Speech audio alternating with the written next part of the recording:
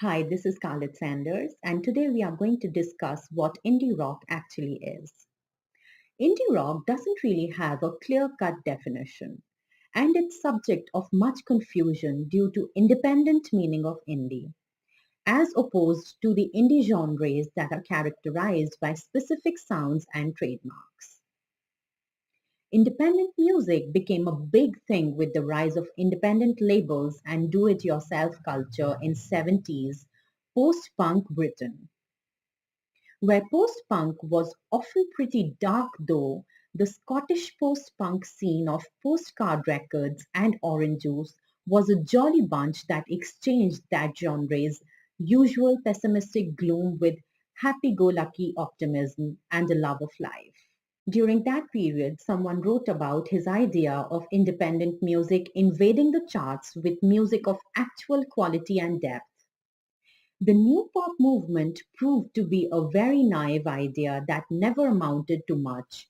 Postcard Records, meanwhile, sported a much braver and more youthful strategy, not of conforming to the system and conquering it from the inside, but rather to ignore the current pop music and create their own entirely new kind of pop music. Orange Juice released You Can't Hide Your Love Forever in 1982 and was inspired by the Velvet Underground's Pop Your Moments and the do-it-yourself side of post-punk, and particularly the subway sect. Compared to the current new wave and new romantic trends in pop music, Orange Juice's music was honest, and it assumed no pretense and embraced its own amateurism. Early Orange Juice was arrogant and youthful, and it is mainly their approach that characterizes indie pop as a genre, as well as their bright and happy sound. And at this point, indie pop has become popular music for the part of the audience that has digged one notch below the surface of the mainstream. And it has become a big cliche most of the time with little variety. But in general, indie pop could be any pop music that holds these attitudes.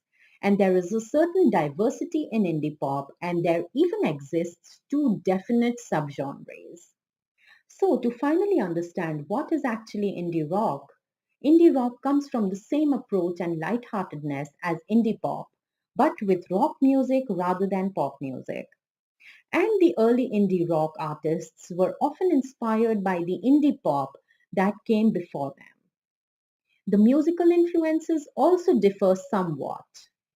The attitude of the early groups isn't always present with the more recent groups either, where the influence the earlier groups have had upon the newer ones are often exclusively musical.